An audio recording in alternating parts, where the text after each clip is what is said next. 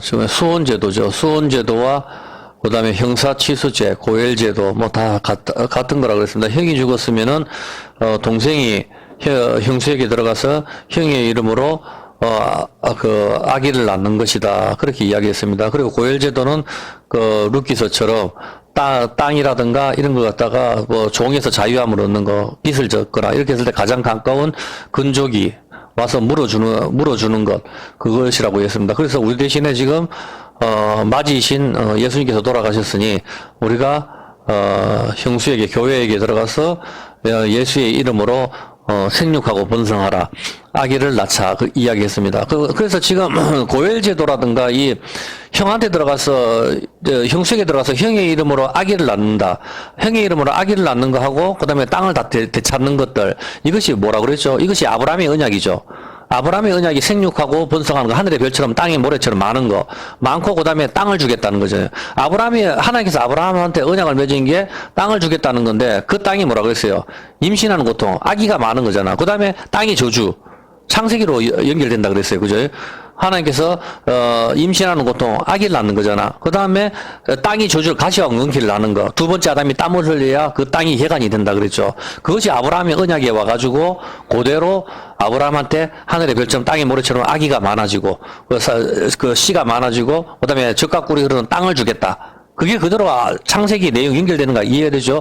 그래서 그걸 그대로 끊기지 않게 하기 위해서는 그게 바로 형사치수, 수혼제도, 고엘제도가 있어야 된다. 오늘날 이해할 수 없는 법이죠. 형이 죽었을 때 두 번째 동생이 형수한테 들어가서 아기를 낳는 거.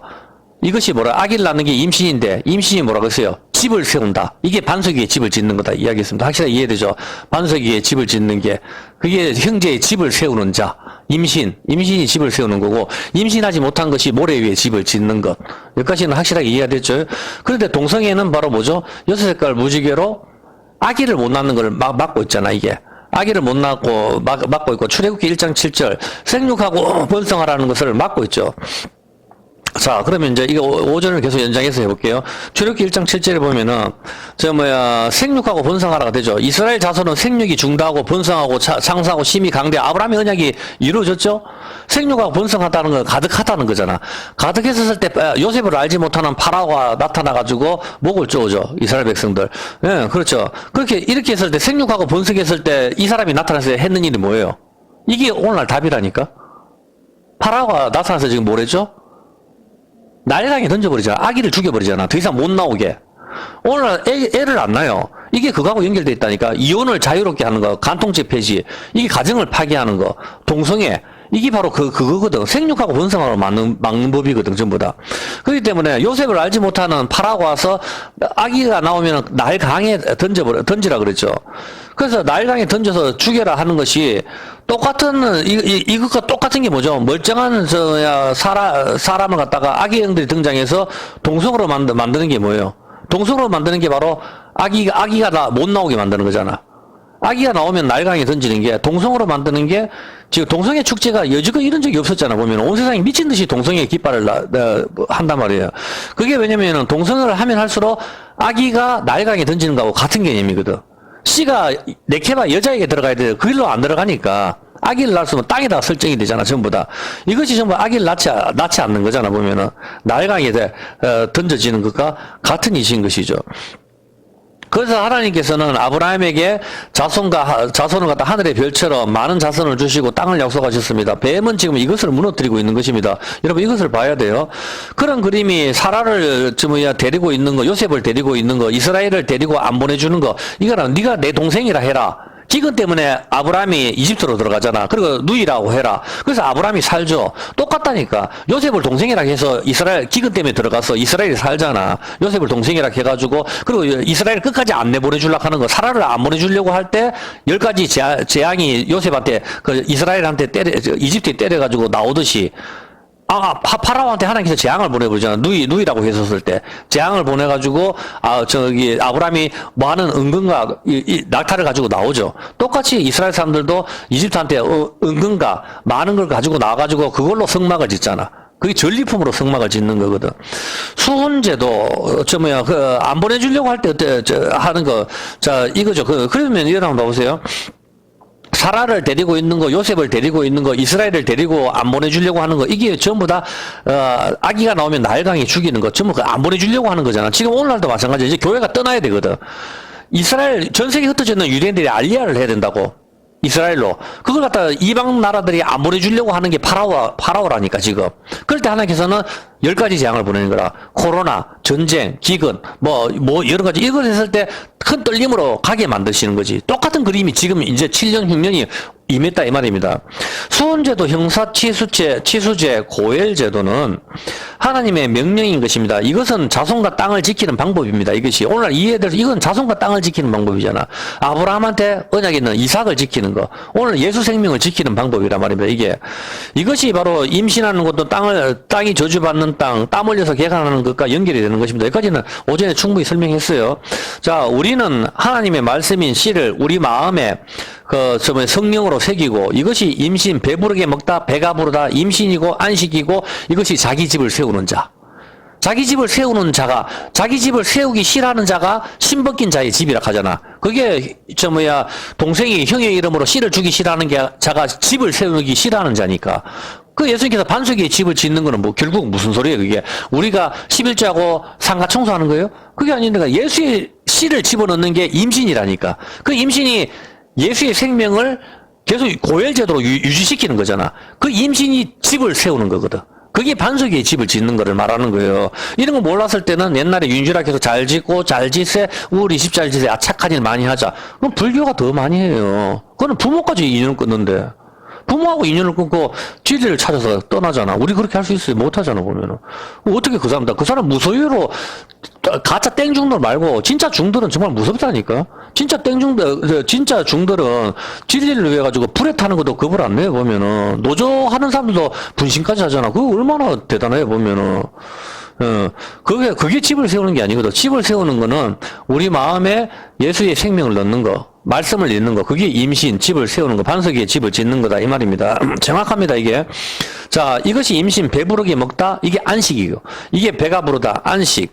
안식의 뜻이 배부르게 먹다이죠. 이 씨를 임신할 때 아브라함의 자손이 이삭, 즉, 예수 생명을 낳는 거, 보존하는 거, 아브라함의 유업을 지키는 것이다, 이 말입니다. 아브라함이 누이라고 이집트에 가서 이야기를 했는데, 또 한 번은 아비멜렉에 가서 똑같은 이야기를 하고, 창세기 20장 1절, 아비멜렉한테 딱 가서 또 이야기하죠. 이거는 안 읽어봐도 다 아는 거잖아, 그죠? 그리고 역시, 여기서 아비멜렉한테 갔었을 때는, 여기 뭐예요?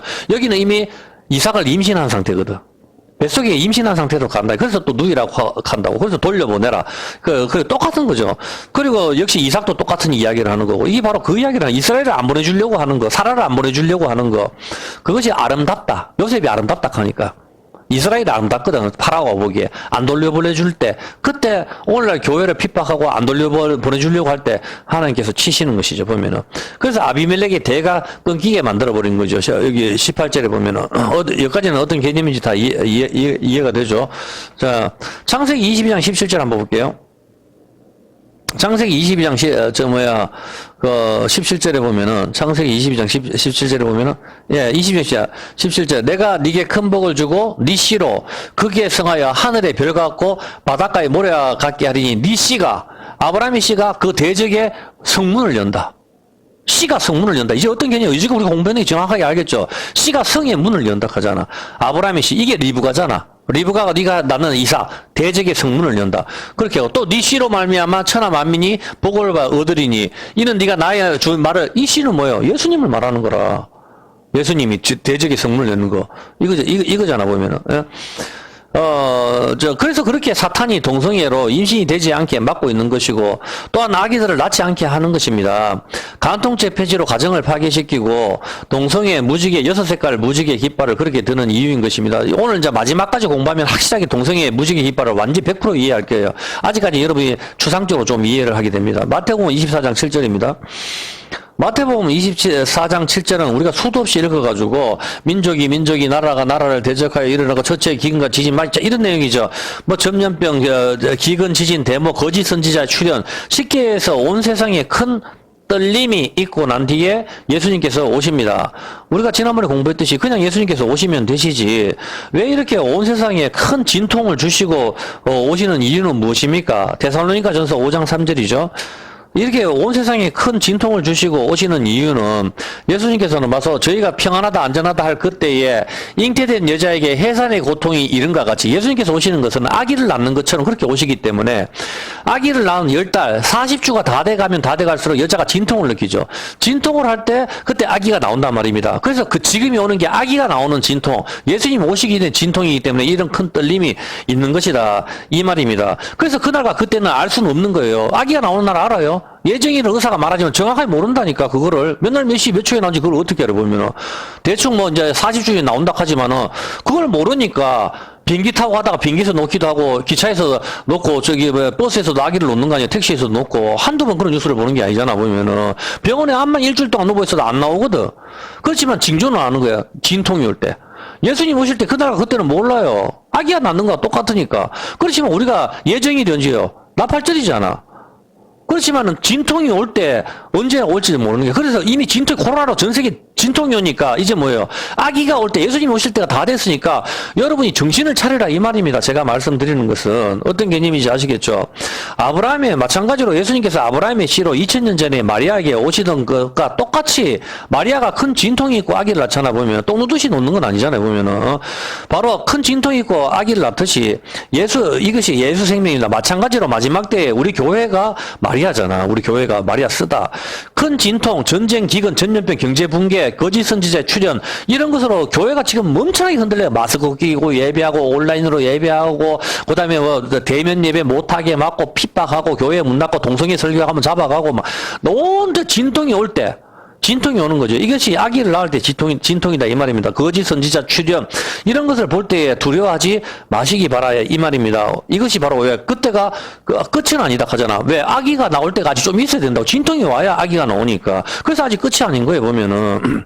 자, 그렇지만 우리가 여기서 이때는 우리가 기뻐해야 되는 거예요. 왜? 이제 아기가 나올 때가 다 됐거든. 그렇지만 우리가 지금은 근심할 때라. 왜냐면 여자가 아기가 나오기 전까지는 근심하거든. 그 교회가 근심을 하는 거라 지금은. 그래서 근심은. 그렇지만 아기가 나왔을 때는 그 근심을 잊어버린다 하죠. 그래서 이 진통이 끝나면 아기가 나옵니다. 요한복음 16장 21절 한번 보고요. 그때의 기쁨은 최고죠. 한번 보십시오. 요한복음 16장 21절에 보면 그날에 너희가 내 이름으로 21절 여자가 해산하게 되면 그때가 이르렀으므로 근심하나. 해산하게 막 진통할 때는 근심하잖아. 교회가 아기를 낳으면 세상에 나는 기쁨으로 인하 그 고통을 다시는 기억하지 않는다. 이제는 예수 생명이 왔어. 주님이 오셨단 말이야. 그러면 우리 이제 이 세상은 영영 다시는 우리가 경험할 일이 없어. 이제 주님과 함께 신천지로 가는 거라. 신천지 이단인 사이비들이, 이 신천지가 참 좋은 말인데 사이비들한테 뺏겼다니까. 무지개도 얼마나 하나님의 언약인데 동성애한테 뺏기는 거라. 그러면 안 된다니까 보면은. 이게 바로 이제 새로운 새하늘과 새 땅으로 가는 거지 보면은. 이것이 씨가 나오는 최고의 기쁨인 것이죠. 씨가 나오기 전까지는 배에서 고통스럽고 진통이 있지만 나오고 난 데는 최고의 기쁨인 것입니다. 이집트에서 포로 생활을 할 때에는 무척이나 고통스럽습니다. 출애굽기 2장 24절 한번 보세요. 출애굽기 2장 24절에 보면은 하나님이 그 고통 소리를 들으시고 아브라함과 이삭과 야곱에게 세운 그 언약을 기억하사, 이 언약을 하나죠. 생육하고 번성하라. 그 땅을 주겠다 하는 그 언약이잖아. 하나님께서. 고통 소리를 듣고 이집트에서 백성들이 포로 생활하면서 400년 동안 포로 생활하면서 4대 만에 나오니까 얼마나 430년 동안 힘들었겠어요. 그 이스라엘 백성들이 갇혀가지고 이집트가 바깥에 못 나가게 막고서 계속적으로 400년 동안 종노릇을 시켰습니다. 이 고통이 정말 심한 것입니다. 여기서 이들이 하는 일은 뭐죠? 종노릇하면서 이 이스라엘 백성들이 했는 일은 뭡니까? 바로 집을 짓는 겁니다. 비동과 람셋을 짓는 거. 이것은 바로 바벨을 쌓는 것과 같은 이치다 말입니다. 옛 성전을 짓는 것과 같은 개념이에요. 보면은 어쨌든 간에 이집트에서 400년간 종노릇 하는 거, 이것은 무척이나 고통스러운 것이고, 유월절날 문에 피를 바르고 나오는 것이 바로 해방이죠. 유월절날 문에 바르고 나오는 것이 해방이잖아. 이때가 여자가 해방이 됐다 하거든. 해방이 됐고 이때가 아주 기쁜 날입니다. 8.15 해방하고 똑같은 것이죠. 이때가 바로 유월절날 예수님께서 십자가에 달려 돌아가시죠. 최고 기쁜 날이다 말입니다. 예수님께서 십자가에 달려 돌아가신 날. 드디어 하나님의 백성들, 이스라엘 백성들, 즉 아브라함의 씨가 하늘의 별처럼 많은 씨들이 나오는 것이죠. 예?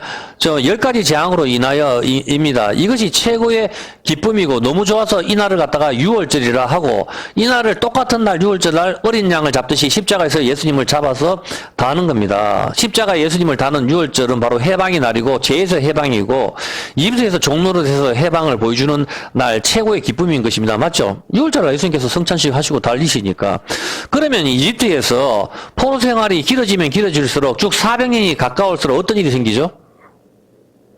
포로 생활을 하루 하는 것도 아니고 400년을 대를 이어서 계속 할 때 어떤 일이 생겨요? 포로들이 정신병 걸릴 정도로 힘들죠. 하루 이틀 다고 희망이 없잖아. 자식을 낳아도 또 포로고 자식을 낳아도 또 포로니까 포로가 되니까 너무 고통스럽고 죽기 일보 직전이고 이 400년은 이 세상의 기간이라니까. 너무 고통스럽고 힘들단 말이야. 엄마 아프다, 아빠 아프다, 내가 아프고 돈이 없고 힘들고 가난하고 못 먹고 못 살고 돈이 있어도 허전하고 정말 힘든 게 이 세상이거든. 바로 여기서 너무나도 힘이 드는 상태, 너무 고통스럽고 죽기 일보 직전의 상태, 포로의 상태죠. 너무 힘이 드는 상태죠. 포로 생활을 하루 하는 것도 아니고 400년 가까이 하게 되면 미치는 것이죠.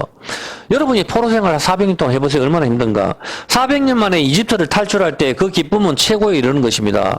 마찬가지로 남자들의 씨가 몸 안에 오랫동안 나오지 않게 되면은 남자들은 어떤 반응을 보이죠? 남자들의 정자가 몸속에서 계속 머물고 있으면은 굉장히 고통스럽고 아주 힘이 들게 됩니다. 피도 잘 안 통하게 됩니다. 이것은 하나님께서 복음을 심어 두셨는데 중들이 산에서 채식을 하면서 음란을 끊고 득도에만 열중하겠다고 하지만 이것은 그렇게 쉬운 문제가 아닙니다. 마찬가지로 신부나 수녀들만 살고 있는 수도원 지하에는 아기들의 무덤이 즐비하단 말입니다. 고아원이 천주교에서 나왔거든. 왜냐면 안 된단 말입니다. 신부나 수녀들이 처음에는 자기들이 하나님께 맹세하고 영원히 수녀로 살겠다, 영원히 신부로 살겠다, 독신으로 살려고 맹세를 했지만은 왜 하루 가고 이틀 가 하루 가고 이틀 가 홍환이 늘고 계속 세월이 400년이 가까이 올수록 몸 안에 씨들이 계속 차고 넘친단 말입니다. 차고 넘치면은 폭발할 지경에 이른단 말입니다. 그러면 이게 씨가 생명이잖아. 한가운데에 혀를 막고 있다고. 피가 도는 것도 막고 있고 굉장히 힘이 든다. 머리도 아프고 이게 안 나오게 되면 힘이 든다. 이게 포로에서 고통스러운 그거를 갖다가 보여주는 거란 말입니다.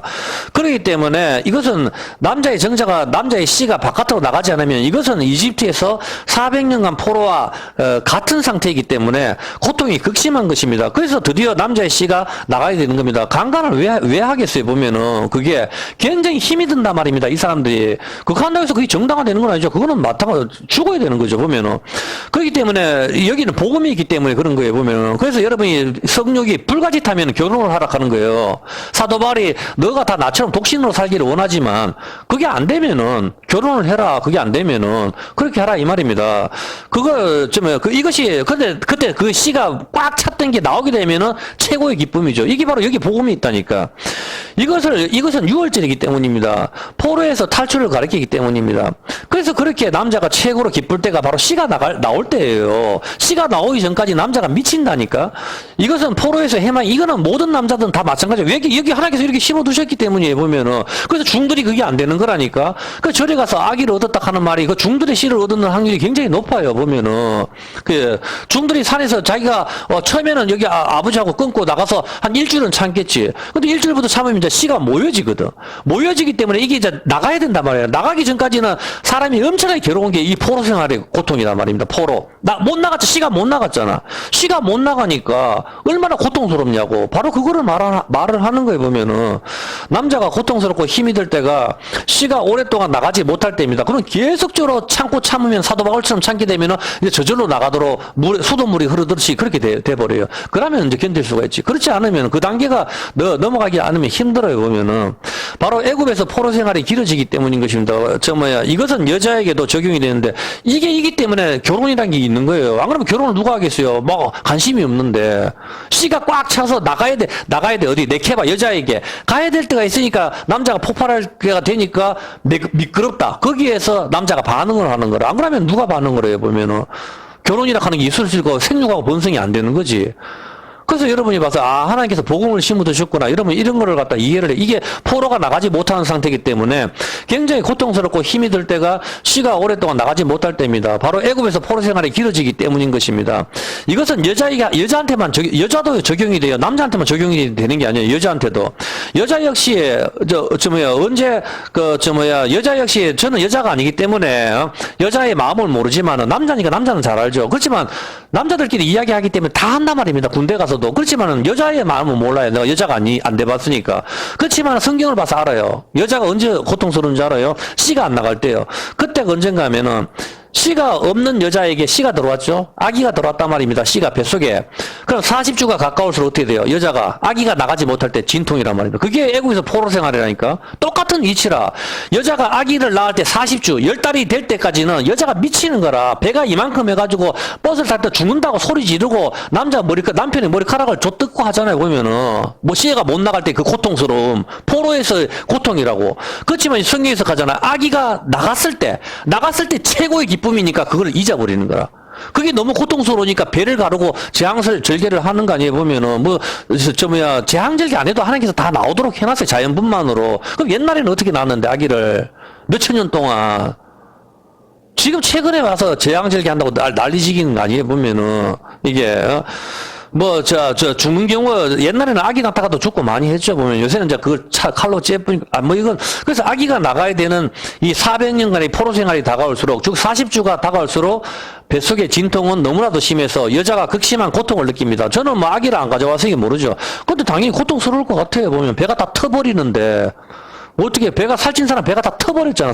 피부가 똑같은 거잖아, 보면. 그 고통이 바로 이집트에서 포로 생활의 고통이고, 남자 역시 씨가 나오지 않은 상태의 고통이 이집트의 포로 생활의 고통인 것입니다. 이건 같은 거예요, 보면은. 아기가 뱃속에서 자라듯이 이집트에서 이스라엘은, 어떻게 했습니까? 집을 짓잖아. 비동과 람셋을. 이제 이해가 됩니까? 아기 집이 돼요. 아기의 궁전, 아기 집. 그게 율법이잖아. 거기서 집을 짓잖아. 뱃속에서. 그걸 말하는 거예요. 그래서 이 사람들이 거기서 비동과 람셋 집을 짓는 거라, 포로들이. 그래서 유월절이 최고의 기쁨이듯이, 비동과 람셋 성전이죠. 옛 성전, 바벨. 이게 다 복음이 있어요. 성경만 연구하면 다 알아요, 보면은. 그리고 유월절이 최고의 기쁨이듯이 아기를 낳기까지 고통스럽지만 남자들이 씨가 나갈 때와 여자 역시 아기가 나올 때 얼마나 기쁜지 전의 고통은 다 잊어버린다 하시는 겁니다. 남자도 마찬가지죠. 씨가 꽉 찼을 때는 화가 나지만은 씨가 나와버리면은 이제는 그 고통을 다 잊어버리는 것이죠. 전부 다 그 스트레스는. 그것은 이제 나이가 들어가면 남자가 이제 죽을 날이 가까우고 50이 넘어가면은 이제 모든 게 점점 죽어들죠. 여자도 폐경이 와버리면 드디어 남자와 여자로서의 기능이 상실될 때는 덜해요. 그렇지만 이제 아기 때도 초등학생 때도 덜하죠. 이제 드디어 아기를 낳을 수 있는 여자나 남자 시기게 되면 그때부터는 여기에 복음의 원리가 적용이 된단 말입니다. 여기에서는 어떤 개념인지 알겠죠? 씨가 나가기 전까지는 힘들단 말입니다. 그래서 지금 온 세상이 뭐가 있죠? 진통이라고. 진통, 교회 진통, 코로나 진통, 전쟁이 진통, 이 진통이잖아. 이게 뭐야? 이제 포로가 탈출할 때가 됐어요. 그 포로가 누구죠? 우리잖아. 교회, 이스라엘 가야지 이제는 주님한테. 주님 왜 구름이 떠오르면은 출발이거든. 주님이 구름 타고 오신다 했으니까 구름이 떠오르면은 이집트에서는 강야에서 출발이잖아. 그거를 말하는 거 보면은 지금 온 세상에 진통이 시작됐습니다. 경제 붕괴, 거짓 선지자의 출현, 교회의 핍박, 동성애 어디가 진리인지 알 수도 없을 정도로 교회가 타락을 해서 일반 장로교 합동이든 고신이든 이제는 이 파가 별로 의미가 없는 것 같아요. 제가 봤었을 때. 안 그런 목사님도 많이 있죠. 그렇지만 제가 봤었을 때는 기독교 방송도 들어봐도 그렇고 더 이상 복음을 전하는 건 찾기 힘들 정도로 사실 그런 정도로 지금 이루어졌습니다. 지금 시편 찬송 부른 데는 사실 찾기도 어려울 정도입니다. 보면은 이걸 부른다고 잘한다고 그건 그런 건 아니지만 그래도 일단 여기서 봤을 때 교회의 핍박, 동성애 확산, 데모, 폭염, 폭우, 산불, 이상기온 전부 이게 다 뭡니까? 이 진통이죠. 이집트의 10가지 재앙과 맞닿아 있습니다. 온 세상이 점점 더 진통이 오고 있습니다. 맞잖아요. 점점 더 진통이 오고 있잖아. 처음에 파라오가 재앙을 몇 개 맞을 때만 해도 별로 관심을 안 뒀어요. 처음에 한두 개 맞을 때까지만 해도. 처음에 이거 지팡이로 뱀 바꾸고 나일강을 피로 바꿀 때까지만 해도 파라오는 신경도 안 썼다니까. 하다가 10가지 재앙 다 두드려 맞고 나서 그때 정신이 번쩍 드는 거지, 보면. 자기 아들이 죽고 나서야 정신 차리고, 그때도 또 가다가 홍해 받아 되는 거죠. 그러나 가면 갈수록 재앙이 심해지니 파라오가 마침내 항복을 하는 것입니다. 오히려 처음에는 이집트를 나간다고 했을 때 이스라엘을 더 핍박을 합니다. 출애굽기 5장 1절 한번 볼까요? 나간다고 하니까 지푸라기를 안 줘요. 이제 네가 주워와서 만들어 임마. 이렇게 한다니까 보면은 출애굽기 5장 1절 한번 봐요. 그 후에 모세와 아론이 가서 파라오에게 이르되 이스라엘 하나님 여호와의 말씀에 내 백성을 보내라. 그들이 강야에서 내 앞에 절기를 지킬 것이다. 처음에 이제 말로 조용하게 하죠. 그러니까 4절 어떻게 해요? 4절에 저 뭐야 어떻게 해요? 애굽 왕이 그들에게 이르되 모세와 아론아 너희가 어찌하여 백성에서 역사를 시게 하느냐. 역사를 비동과 람셋을 짓는 게 역사라는 거라. 이게 세상의 역사라니까. 우리가 한글을 만들자. 우리가 반도체를 만들자. 역사. 거북선을 만들자. 그게 우리하고 무슨 의미가 있어요. 그게 내가 죽었는데. 예. 그 역사, 너희 역사를 하라. 또 가로되 이제 나라에 이 백성이 많다 하고 너희가 그들 역사를 시게 하는다. 바로가 당일의 백성의 간역자들과 패장들에게 명하여 그래. 너희는 백성에게 다시는 벽돌 주지 말고 네가 가서 주워와서 만들어 임마. 이렇게 이야기하는 걸 이제 보면은. 이게 아예 정신 못 차릴 때라니까, 지금.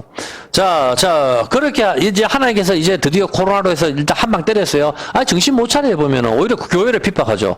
한 방 맞았는데 이 파라오가 교회를 핍박하듯이 오히려 이 아들이 이제 교회를 핍박한다니까 또 보면은. 그리고 짚을 주지가 않고 출애굽기 7장 20절 한번 봐볼게요. 출애굽기 7장 20절. 자, 나일강이 피로 받겠어요. 그런데도 관심 똑같이 조진다니까. 출애굽기 7장 20절에 모세와 아론이 여호와의 명하신 대로 파라오와 그 신하의 목전에서 지팡이로 하수를 치니 그 물이 다 피로 변하고 하수가 죽고 다 끝났죠. 22절. 애국의 술객들도 자기 술법으로 그와 같이 행함으로 파라오의 마음이 강팍하여 그들을 듣지 아니하여 여호와의 말씀 같더라. 똑같이 가서 지팡이 주서 계속 집지야 임마. 이거 하대 맞아도 끄떡없다니까. 야나이 더 맞아야 된다고. 비 오는 날 먼지 나도록. 똑같은 겁니다. 보면은, 그렇게 10번째 재앙을 맞고서 끝까지 이스라엘을 괴롭히다가 홍해 바다에 수장이 됩니다. 마찬가지로 지금 온 땅에 동성애의 물결이 넘치고 있습니다. 온 세상에 나라가 미친 듯이 동성애를 부추기고 있으며 6색깔의 무지개를 흔들고 있습니다. 이것은 더 이상 씨가 나오지 않게 하는 거, 생육하고 번성하라를 맞는 거, 아기를 태어나서 남자면 전부 나일강에 던져 죽이는 것과 같은 것입니다. 동성애가 확산되면 확산될수록 씨는 오난처럼 전부 땅에 설정이 되고 깨어져 죽는 것이고 아기가 나오지 않는 것입니다. 동성애는 생육하고 번성하라는 것을 막고 있습니다. 말할 필요도 없이 출애굽기 1장 7절 한번 볼게요. 출애굽기 1장 7절에 이스라엘 아까 읽었지 이스라엘 자손은 생육이 중다고 번성하고 이게 하나님 말씀 약속이 이루어졌죠. 아브라함한테 있는 거 생육하고 번성하고 이제 드디어 많아져 신이 강대했었는데 요셉을 알지 못하는 세왕 파라오가 애굽을 다스리니까 여기서 나일강에 던져서 죽여라. 이제 우리 온 교회 전 세계에 기독교인들이 다 퍼졌어요. 이제 땅까지 복음이 다 전파됐고 이제 이스라엘만 전파되면 돼. 그렇게 하는데 이제 생육하고 번성이 끝났죠. 그렇게 하니까 어떻게 하나 이제 생육하고 번성이 하니까 남자가 태어나면 나일강에 던져 죽여라. 동성애가 터진다고. 여기서 예? 동성애 드디어 마찬가지로 전 세계 복음이 다 전파가 되었습니다. 생육하고 번성했단 말입니다. 이미 교회가 다방보다 많아요. 그런데 어떻게 돼요? 이제는 여기서 남자가 태어나면 죽이라고 이제는 동성애로 간단 말입니다. 그래서 교회에서 어떻게 해요? 동성애를 갖다가 걸고 신학교 나오는데도 동성애 깃발을 걸고 난리를 지기는 거죠. 이제 교회의 탄압이 시작되고 있습니다. 생육하고 번성하고 땅에 충만한 거. 이것은 하나님께서 아브라함한테 주신 언약입니다. 하늘의 별처럼 땅의 모래처럼 많게 하시겠다고 적과 꿀이 흐르는 가나안 땅을 주시겠다는 것. 이거는 우리가 수혼제도 고엘제도 그리고 우리가 형사치수제로 해서 이걸 갖다가 가야 된단 말입니다. 이제 남편이신 예수님이 죽으셨으니까 우리가 계속 이어져 나가야 된단 말입니다. 근데 이걸 갖다가 못 이어져 나가게 하는 게 바로 동성애란 말입니다. 그러니까 많은 자손과 땅을 주시는 것이 하나님이 아브라함과 맺은 언약인 것입니다. 당연히 이 언약은 에덴 동산으로 거슬러 올라가는 것입니다. 임신하는 고통과 땅의 저주이죠. 임신이 생육과 번성이고 땅의 저주가 바로 저주받은 땅 가나안 그것이 피박 아겔다마를 이야기하는 것입니다. 아브라함의 언약은 결국은 에덴 동산에서 임신과 그 땅을 이야기하는 것이고 이것이 노아와 맺은 무지개 언약 즉 생육과 번성인 것입니다. 창세기 9장 1절 생육하고 번성하라 하면서 하나님께서 주신 게 무지개 언약이거든요. 생육하고 번성하라 하면서 뭐예요? 9장 1절에 하나님이 노아와 그 아들들에게 복을 주시며 그들에게 이르되 생육하고 번성하라 임신이잖아. 생육하고 번성하라 임신하는 고통을 크게 더한다. 그리고 11절에 언약을 세우죠. 11절에 내가 너희와 언약을 세우리니 언약을 세우고 더 이상 홍수로 내가 너를 안 죽일게. 12절에 하나님이 가라사대 이 언약의 증거가 바로 뭡니까? 무지개. 내 활을 하나님의 활을 하늘에 걸었다. 하나님의 활을 갖다가 하늘에 걸었다 이 말입니다. 활을 갖다 건다. 활을 주신다 이 말입니다. 무지개는 생육과 번성의 의미이고 물로 멸망시키지 않겠다는 하나님의 약속 언약입니다. 그런데 생육하고 번성하지 못하는 동성애가 6색깔 무지개를 들고 난리를 치고 있는 것입니다. 역대상 12장 32절입니다. 잘 한번 보세요. 역대상 12장 32절에 보면은 이사갈 자손 중에서 시세를 알고 이스라엘이 마땅히 행할 것을 아는 두목이 200명이니 시세를 아는 사람이 몇 명이라고요? 이사갈 자손 중에 200명. 많은 지파가 있었지만은 시세를 아는 사람은 이사갈 자손 중에 200명입니다. 이사갈 자손. 이 시세에서 시가 바로 에트 시간이거든요. 시간의 때, 계절의 때를 아는 사람이 200명 이사갈 자손에서. 여러분도 마찬가지 시간의 때, 역사의 때, 계절의 때를 구분해야 된단 말입니다. 200명이니까 없잖아 보면은. 몇 명이 다 이 계절의 때를 모른다고. 어제도 사고 팔고 오늘도 사고 팔고 장사에 빠져버리는 거죠. 보면은 시간의 때를 안다는 거. 지금 역시 우리 역시 이 시간의 때를 이해해야 합니다. 이것을 이해하지 못하면 죽는 것입니다. 도적같이 오시는 주님을 맞이하게 되는 것입니다. 신랑으로서 주님을 맞이할 준비를 해야 하는데 잘못하면은 심판의 주님으로 맞이할 수가 있는 것입니다. 주님이 다시 오실 때 지옥으로 가는 것이죠. 여러분이 가스불 위에 손을 올려놓아도 얼마나 뜨겁습니까? 손이 데일까 싶어서 1초 만에 얼른 빼지요.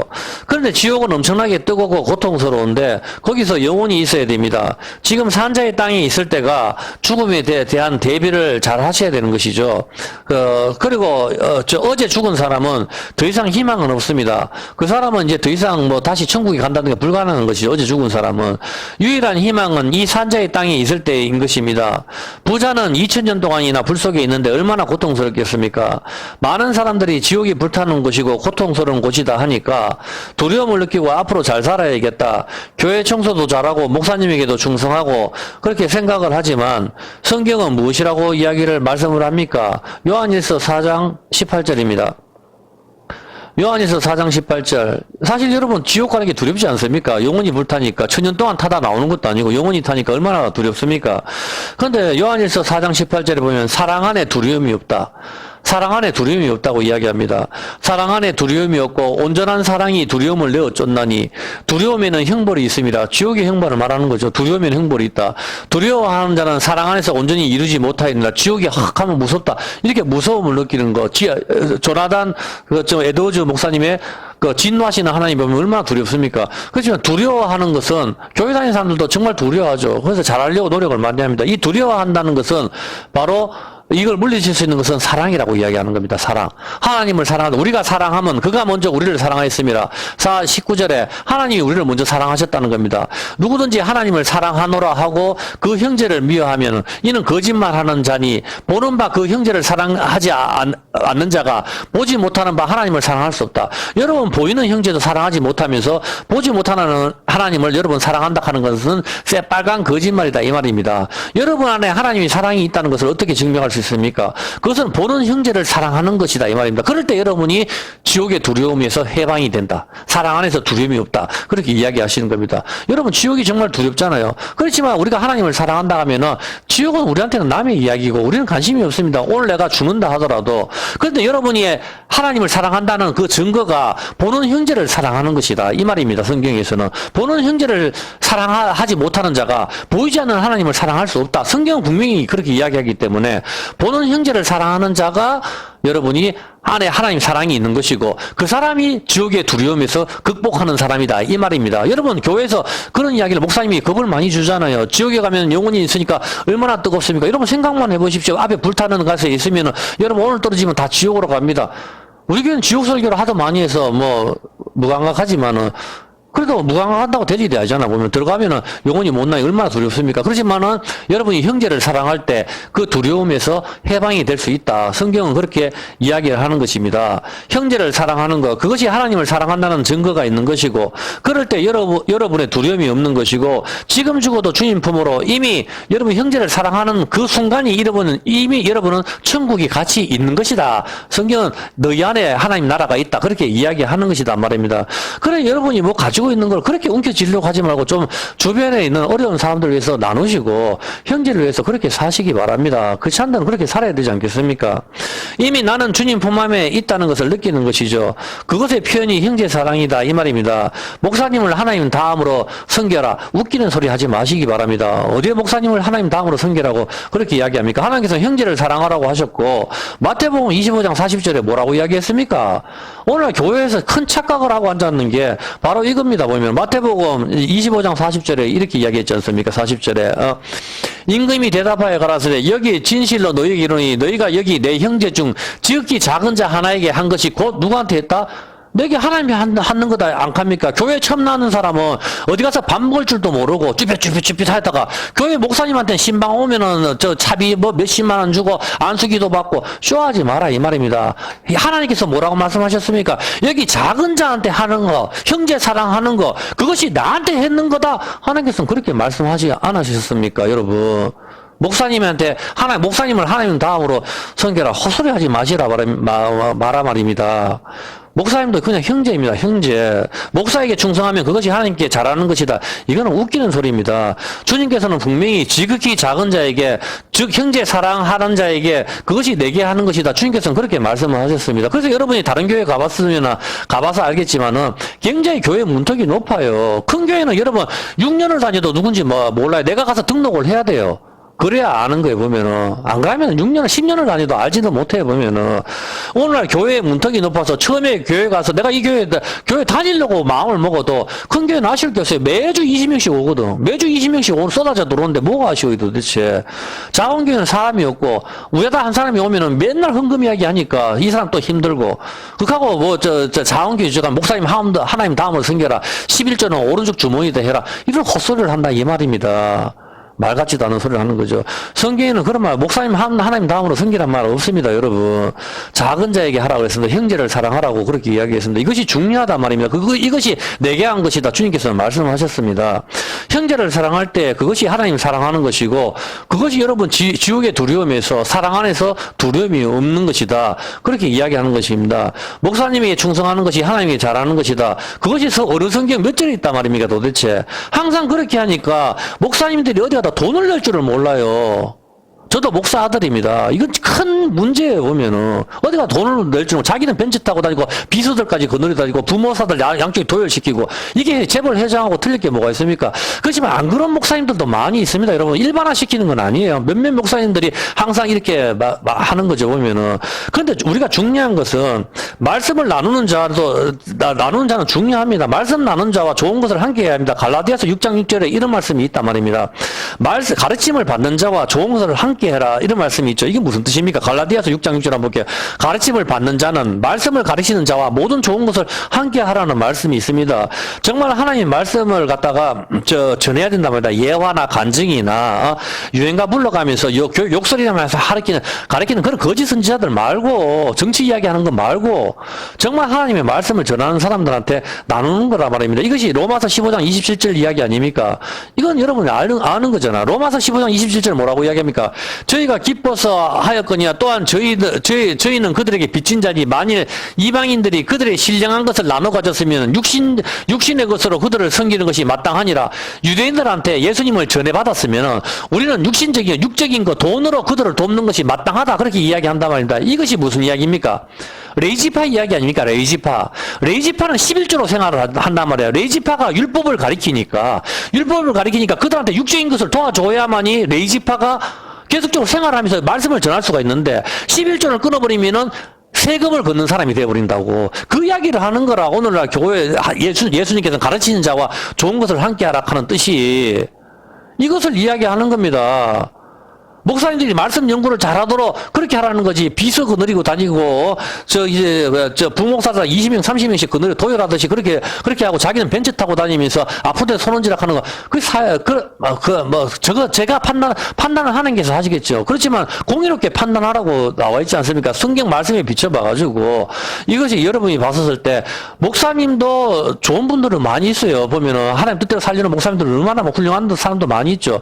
그렇게 했을 때 그분들 같은 형제 아닙니까? 똑같이 사랑하라 이 말입니다. 목사님도 사랑하고 권사님도 사랑하고 장로님도 사랑하고 처음 온 사람도 사랑하고 그래야 교회가 사랑으로 넘치는 것이 되는 것이죠. 보면은 처음에 왔는 사람은 아는 척도 안 하고 그렇게 해서 뭐 니는 거기서 밥을 먹든지 말든지예요. 그렇게 해버리고 정치인들 한 명 오면은 뭐 소개시켜주고 난리 부르스를 치다가 일반 사람들 와가지고 교회 좀 나가려고 뭐 목발 하나 짚고 들어가면은 뭐 처음에 몇 명 도와주는 척 하다가 그 다음에 아무 관심도 없고 얼마나 외로움을 느끼는. 그것도 주님은 작은 자한테 하는 게 나한테 하는 거다 하고 그 형제 사랑을 할 때 사랑 안에 두려움이 없다. 보는 형제도 사랑하지 못하는 게 뭐 하나님을 사랑한다고 웃기지 마라. 그렇게 하지 않습니까, 여러분? 여러분, 제발 주변에 이웃을 사랑하고 형제 자매를 사랑하고 사랑하십시오. 그게 여러분 하나님 사랑한다는 증거가 있는 거라 말입니다. 난 성경 지식을 좀 많이 한다. 그런 게 중요하죠. 중요하지만은 여기 적용이 돼야 되는 거죠, 보면은. 자, 이제 어느 레이지파는 율법을 가리키는 자들입니다. 레이지파가 간증하고 예화하고 유행가 부르고 욕하겠습니까, 여러분? 상식적으로 생각해 보십시오.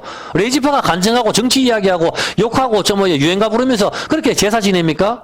아니라 말입니다. 레이지파들은 율법을 그대로 하나도 하나님 말씀 율법대로 하려고 얼마나 노력합니까? 그게 가르치는 선지자다 말입니다. 그 사람들을.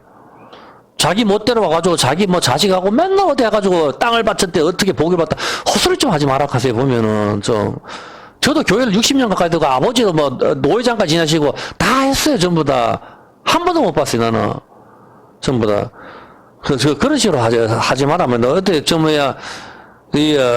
기복신앙은 이건 큰 죄입니다. 이걸 보면은 성경 십자가만 이야기하고 있는데 왜 그래요 도대체? 당연히 이들은 토라를 가르치신 것이요. 중요한 것은 작은 자에게 잘하는 거. 작은 자는 자기를 낮추는 자, 십자가에 죽은 자 아닙니까? 작은 자에게 잘한다 하는 건 자기를 낮추자, 십자가에 죽는 자를 말하는 겁니다. 옆에 있는 예수 안 믿는 사람, 수포자 아저씨한테도 뭐 잘해야 되겠지만, 그 사람들은 일단 우리 형제가 아니잖아, 보면은. 우리 성경에서 형제는 예수님 한 피 바다 한 몸 이루는 사람을 형제라고 이야기하거든. 그 사람들한테 잘해야 된다. 지금 이 이야기를 하는 거예요. 다른 사람들은 멸망당할 자잖아. 근데 교회가 초파일 날이나 이런 데 되면은 오신 날을 환영하며 현수막 갖다 붙이질 않아.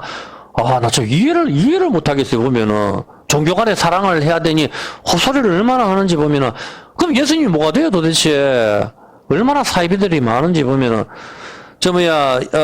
이 사랑을 할 때에 우리에게 하나님이 사랑이 있는 것이고, 사랑 안에 두려움이 없는 것입니다. 하나님의 사랑을 느끼는 자들은 지옥에 두려움이 없는 것입니다. 우리는 이사갈 지파처럼 시대를 분별해야 됩니다. 모든 동성애자들이 무지개 깃발을 들고 6색깔입니다. 난리를 치지만 이 동성애자들 뒤에 있는 영적인 악의 세력들과 싸움을 해야 하는 것입니다. 창세기 1장 2절 한번 볼게요. 창세기 1장 2절에 보면은 땅이 혼돈하고 공하고 흑암이 깊은 위에 있고 하나님의 신 어디에 운행한다? 수면 물이 있습니다. 왜? 물에다가 지금 뭐가 비춰지죠? 물에다가 빛이 비춰지죠. 무지개를 말하는 거예요. 태초에 물이 있는 상태에서 당연히 이거는 물을 하나님도 창조를 하셨죠. 예, 물이 있는 상태에서 그 다음에 하나님께서 빛이 있으라 하시니 그 빛이 하나님 보시기에 좋았더라. 이 빛이 비춰지는 것이 이것이 바로 언약, 무지개, 활이란 말입니다. 활. 물에다가 물이 있는 상태에서 빛이 비춰지죠. 이것이 바로 창조란 말입니다. 창조. 동성애는 창조를 맡고 있는 겁니다. 창조는 아기를 낳는 거. 여자가 창조를 하는 건 아기를 낳는 거잖아. 남자하고 여자처럼 아기를 낳는 거. 이 창조는 아기를 낳는 것인데 태초의 천지창조는 바로 우리 교회의 창조를 말을 하고 있는 거예요. 보면은 성경에서 이 천지창조는 이 천지창조가 중요하다 하면 여기서 여가지고 지구가 어떻게 지구의 연대기를 공부하고 우주의 생성 원리를 공부한다면 이건 바보라니까. 여기서 천지창조는 바로 이 십자가에서 우리의 재창조를 보여주는 그 그림이 여기 있는 겁니다. 그 창조는 물이 있는 상태에서 빛이 비춰지는 거, 무지개 언약으로서 시작을 한다 이 말입니다. 바로 우리의 창조. 이거는 옛날부터 공부를 했으니까 여러분 다 알 겁니다. 보면은 이 천지창조는 우리의 창조이고 이것이 물과 불의 만남, 수면에 하나님이 영이 운행하시는 상태, 성령 하나님이 계시는 상태죠. 닭이 알을 품는 상태, 날개로 펼치는 상태, 빛이 비추는 상태, 무지개를 지금 이야기하고 있으며 이 무지개가 활이고 이것이 언약이고 이것이 말씀입니다. 혼돈하고 공허한 상태에서 빛이 비춰지죠. 이 무지개가 형성되잖아. 무지개는 하나님의 활이란 말이다. 활로 하나님이 죽으시는 거로 천지 창조가 이루어지는 걸 말을 하고 있는 거에 보면은 이 말씀으로 창조인 것이죠. 이것이 생육하고 번성이고 땅이 혼돈, 공허, 흑암, 깊은 수면, 즉 우리의 마음 상태, 마음이 갈라진 상태, 땅이 가시와 엉겅퀴가 나오는 상태에서 빛이 비추어질 때 땅이 회복이 일어나는데 당연히 이 빛은 옛날 지난번 찾았지 예수 그리스도의 영광의 빛, 어두운 데서 빛이 비치라 하시던 그 하나님께서 예수 그리스도의 얼굴에 있는 영광의 빛을 우리 마음에 비추셨다. 그렇게 이야기하잖아요. 고린도 안 찾아도 되죠. 보면 예수 그리스도의 영광의 빛. 두 번째 아담의 땀 흘림으로 이 땅이 개간이 되는 상태인 것이죠. 바로 태초에 물과 빛은 바로 무지개를 의미하는 것이고 이것이 노아의 무지개의 언약으로 연결이 되는 것이고 이것이 노아한테 생육하고 번성하라 하면서 무지개를 주시고 물로 심판하지 않겠다. 물은 율법이죠. 율법으로 심판하지 않겠다는 거죠. 아브라함에게 와서 또 생육과 번성, 하늘의 별처럼 땅의 모래처럼 땅을 주시겠다 하고 그것을 막는 제도로 바로 수원제도, 형사치수, 고엘제도를 주시고 희년을 주시고 안식년을 주시는 거다 말입니다. 그것이 희년이 되면 자동으로 되돌아가게 하는 거니까. 어떤 거지? 그걸 태초의 천지창조로 쫙 이어가는 것이죠, 보면. 이것이 바로, 그 희년의 제도, 안식년의 제도를, 통하여 끊어지지 않게 하시는 것이죠. 그런데 이 생육과 번성, 그리고 땅을 끊기 위해서 등장한 것이 바로 동성애의 6색깔 무지개란 말입니다. 동성애로 씨가 여자에게 들어가지 않고 어디에 돼요? 남자의 항문으로 들어가, 똥으로 들어가요, 똥으로. 이것은 참 문제죠, 뭐야. 생육과 번성, 씨는 항상 성경에 하나님 말씀을 의미하는 것인데, 이 동성애는 그렇게 비웃고 있는 거다 말입니다. 생육과 번성, 그리고 임신하는 고통, 이것을 끊어버리는 것이고, 땅에서 가시와 엉겅퀴가 나오는 것, 즉, 혼돈, 공허, 흑암, 깊은 수면의 상태, 물로 뒤덮인 상태, 이것이 노아의 홍수가 터져버린 상태죠. 이런 상태, 여기에 빛이 비춰지는 것, 이것이 우리 마음인데, 여기에 두 번째 아담이 땀을 흘림으로 빛이 있어라가 될 때에 물과 빛의 만남으로 무지개가 되는 것이고 땅의 회복이 일어나는 것입니다. 동성애의 6색깔 무지개는 바로 생육과 번성 그리고 땅의 회복을 막고 있는 것입니다. 이것은 창조의 방해이고 노아에게 주신 무지개의 언약의 배반이고 아브라함에게 주신 생육과 번성 땅의 회복을 망치는 작업인 것입니다. 여기에 마귀의 술수가 있는 것입니다. 이 짐승의 술수가 있는 것이죠. 아브라함에게 하늘의 별, 땅의 모래처럼 생육과 번성 그리고 땅을 받는 것, 젖과 꿀이 흐르는 땅을 받는 것은 바로 계시록의 신천지를 말하는 겁니다. 새 하늘과 새 땅으로 연결이 되고 바로 피밭으로 연결이 되는 것입니다. 동성애의 무지개의 의미가 이해가 됩니까? 무지개는 활입니다. 활. 7색깔 무지개 안식이고 하나님의 영, 성령님, 여호와의 영, 모략의 영, 재능의 영 우리가 다 공부했죠. 여호와의 영, 7영, 성령 하나님을 가리키고 있는 것입니다. 이 무지개는 이미 태초의 천지 창조 때에 물에다가 하나님께서 빛이 있어라 하시니 이렇게 하면서 바로 무지개로 시작을 하시는 것입니다. 창조가 바로 무지개로 시작하는데 창조를 못하는 인간들이 6색깔의 무지개를 들고 난리 부르스를 친다 이 말입니다. 계시록의 마지막의 마지막 줄은 여기에서 창세기 1장 1절은 태초에 하나님이 천지를 창조하신 거 우리의 천지 창조잖아요. 우리의 창조인데 계시록의 마지막 장 마지막 절 마지막 줄은 주 예수 그리스도의 은혜로 시작 끝이 나죠. 은혜가 모든 자들에게 있을지어다. 아멘.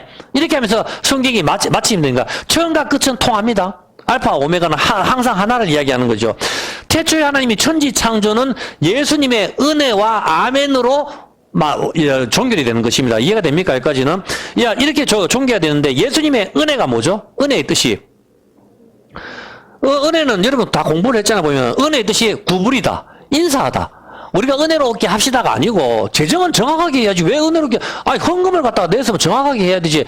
그걸 은혜롭게 하는 거는 높은 자가 아래 사람한테 인사하는 거. 인사하는 게 은혜라 말입니다. 은혜. 이게 구불이다. 이게 인사하다가 은혜이고 이것이 요한복음 3장 14절이죠. 인사하다. 봐보세요. 자, 인사하다가 은혜인데 인사가 무지개거든. 이해가 됩니까? 보세요.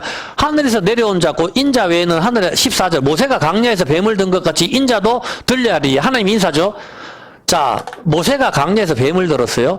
근데 인자도 들려하라. 모세가 강야에서 뱀 들었지? 그게 바로 나를 모형하는 거야. 지금 예수께서 이렇게 말씀하시는 거잖아. 보면은 뱀 같은 너희 대신에 내가 대신 달리는 거자. 그렇게 이야기하는 거죠. 근데 여기서 예수님께서 달리셔서 하나님이 신이 인간한테 졌다. 고개 숙이는 거잖아. 고개 숙이는 거 이것이 이게 뭐요? 무지개. 레인보우잖아. 보우, 인사하다. 보우, 무지개잖아. 무지개. 이것이 무지개고, 이것이 뱀이 달린 모습이고, 이 뱀의 숫자 값이 뭐예요? 게마트리아 숫자 값이 얼마죠? 뱀. 자, 뱀의 숫자 값, 테트. 바구니에 뱀이 담긴 모습이죠. 뱀이 여기 있네, 뱀. 뭐죠? 바구니에 뱀이 달린 모습. 9잖아, 9. 성령의 9가지 열매. 성령의 9가지 열매가 뭐죠? 나무 열매죠. 자, 나무 열매는 뭐예요? 나무 열매 십자가. 성령의 9가지 열매. 우리가 다 맨날 나불나불 애우긴 다 외우잖아. 그 9가지 열매가 뭐냐고. 십자가잖아. 십자가가 뭐예요? 9개 열매. 십자가 구불이다. 뱀이 모세가 다 달렸지? 그래, 그 뱀이 너인데, 너희 대신 내가 달리는 거야. 그게 인사. 그게 성령의 9가지 열매. 뱀의 숫자 값이 게마테리아 9잖아. 그게 9가지 열매란 말입니다. 뱀이. 그 9가지 열매, 뱀의 숫자 값과 연결되는 것인데, 이것이 열매, 즉, 나무의 열매, 십자가의 열매, 포도나무의 열매, 이 9가지 열매가 바로 성령의 9가지 열매는 나무에서 나오는 거 아니에요, 열매가. 뭐 땅에서 나와요? 그 열매 나오는 건, 나오면 그 포도나무도 열매가 달리는 것은 바로 나무, 어떤 나무? 십자가에 뱀이 달렸으니까 뱀의 숫자 값 9. 이게 9가지 열매란 말입니다. 이걸 이야기하는 거에 보면은, 그것이 뭐예요? 십자가 한마디로 사랑. 형제 사랑하라 이 말입니다. 작은 자 사랑하는 거. 그것이 사랑 안에 두려움이 없다. 그 사랑이 십자가 아닙니까? 십자가가 내 안에 있었을 때 나는 예수님께서 보증이 되니까 지옥에 두려움이 없는 거지. 왜 지옥을 갔다가 교회 왜 나옵니까? 보험처럼 걸어놓거든, 교회를 보험처럼 걸어놓는 인간들이 다 지옥에 간다니까. 우리는 여러분 여기서 다짐해요. 예수님이 지옥에 있어도 우리는 지옥에 간다.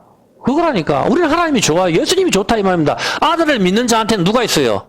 아버지가 있다니까. 아들을 믿으니까 예수님께서 했잖아. 아들을 믿는 자에게는 아버지가 있다 하잖아. 아들을 안 믿는 자에게는 아버지가 없다니까. 그래서 이들은 하나님을 믿으시면 너희는 너희 아비 마귀한테 납득한다니까. 자기들 하나님 믿는다 하지만 아들을 믿어야 아버지가 있는 거라. 그래서 예수님을 믿어야 되는 거예요. 보면은 하나님 아버지를 믿는 게 아니고 예수님을 믿어야 하나님 아버지를 믿는 것이죠. 보면은 이 9가지 열매 십자가에 달린 예수님인 것이죠. 이것이 인사하다, 구불이다, 숙이다, 은혜. 이거 십자가에서 뱀의 목이 잘려버리는 거. 인사하다. 이해됩니까? 뱀이 달린 우리 목이 잘려버리잖아. 예수님이 우리 대신해서 예수님의 목이 잘리는 거. 그게 숙이다잖아. 숙이다, 인사하다. 이게 뭐죠? 무지개. 인사하다, 무지개죠. 7가지 색깔, 하나님의 영, 성령 하나님을 보여주시는 것입니다. 태초의 천지창조 레인보우는 물에다가 빛이 비춰지는 그 보우는 바로 십자가를 이야기하는 것이고, 그것은 주 예수 그리스도의 은혜가 모든 자들에게 있을지어다. 요한계시록에 아멘. 그걸로 끝이 나는 거예요. 그게 성경이. 처음과 끝. 7가지 색깔, 하나님의 영, 성령 하나님을 보여주시는 것, 7가지 색깔. 동성애는 6색깔, 무지개는 십자가를 비웃고 있으며, 짐승의 숫자 6을 가리키고 있으며, 생육과 번성을 막고 있고, 땅을 차지하지 못하게 막고 있는 것입니다. 이 무지개 깃발은 바로 레인보우, 인사를 가리키며, 이것은 하나님의 인사, 십자가이고, 이것을 은혜라고 이야기하고, 이것이 십자가에 달린 뱀, 짐승, 우리 대신에 달린 예수님의 모습인 겁니다. 이 십자가에 달린 예수님의 모습이 바로 대한민국에는 태극기가 있고 미국에는 성조기가 있지만 우리 하늘나라의 십자가에는 구부리는 예수님, 즉 레인보우, 무지개가 우리의 국기이며 이것이 이스라엘의 다윗의 별, 즉 삼각형이 2개 겹쳐진 모습, 삼각형이 2개 겹쳐진 모습이 안에 삼각형이 몇 개 있어요. 쭉 돌아서 6개 있고 가운데 삼각형 하나 7개란 말입니다. 이 삼각형 다윗의 별을 왜 이 사람들이 이렇게 조각하죠? 그전에는 어떤 이스라엘 국기가 지금 다윗의 별이지만 그전에는 어떤 모습이었어요? 눈의 결정체. 그전에는 그것이 뭐예요? 다윗의 방패에서 나오거든요. 다윗의 방패는 뭐죠? 둥글다. 둥근 건 뭐죠? 둥그거. 우리의 수치가 굴러가다. 여호와는 나의 방패시요. 성경에 한 10편이 나오죠. 여호와는 나의 방패시고 그는 나의 힘이시고 나의 산성이시고 하나님은 나의 산이고 산성이고 요새고 방패고 하나님은 나의 노래시고 그게 나오잖아 보면은. 예. 이 방패가 바로 여호와는 나의 방패. 이 방패가 십자가를 보여주는 그림이다 이 말입니다. 이 다윗의 방패가 바로 둥근 것 굴러가다. 이것이 바로 지금 이스라엘 국기잖아. 유대인들 국기. 다윗의 별. 그게 다윗의 방패 굴러가다. 그걸 말하는 거 아니에요, 보면. 방패. 모든 원수의 불화살을 막는 거. 그 십자가 아니에요, 보면은. 레인보우, 우리 국기라니까? 우리 하늘나라의 국기가 뭐냐고. 십자가 아니에요, 보면 그게. 십자가, 다윗의 별. 그거 말하는 거잖아. 무지개. 십자가. 그게. 그게 다윗의 별. 그래서 온 세상에 눈이 올 때 뭐가 있어요? 눈이 왔을 때. 눈의 결정체가 다윗의 별이 다 들어있잖아, 눈에. 다윗의 별이. 온 세상에 모든 걸, 더러운 걸 눈으로, 하얀 눈으로 다 덮을 때, 그 눈의 결정체, 어림의 결정체가 뭐가 있습니까? 바로 다윗의 별. 우리의 수치가 굴러가다. 그 눈이 뭐예요? 헬몬산의 눈, 흰머리, 지혜. 그 눈의 결정체가 바로 국기잖아, 이스라엘 국기. 우리의 국기라니까. 그 국기가 레인보우, 무지개란 말입니다. 무지개, 십자가. 다윗의 별, 그거를 말하는 거다, 이 말입니다. 어떤 개념인지 아시겠죠? 자, 동성애는 이제 뭘 막는지 정확하게, 확실하게 이해가 되죠, 보면은. 동성애는 바로 무지개는 보호, 인사하다. 이 창조를 막고 있는 것이고, 바로 이것은 피바, 땅을 빼앗는 것이고, 그것을 갖다가 이것들이 계속적으로 확산할 때, 저 동성애자들이 아이고 불쌍하다, 저 이놈들아. 이게 아니고, 그 배후에 있는 악의 영들을 우리가 볼 수가 있어야 된다, 이 말입니다. 어떤 개념인지 아시겠죠? 소돔과 고모라도 다른 불을 쫓아가다 망하잖아. 다른 불을 쫓아가다가 전부 다른 불. 그게 뭡니까? 다른 신을 섬기는 것. 전부 다 동성 이런 개념입니다. 시간이 너무 많이 갔습니다. 예, 칼빈의 시편 찬송 137편을 보도록 하겠습니다. 칼빈의 시편 찬송 137편입니다.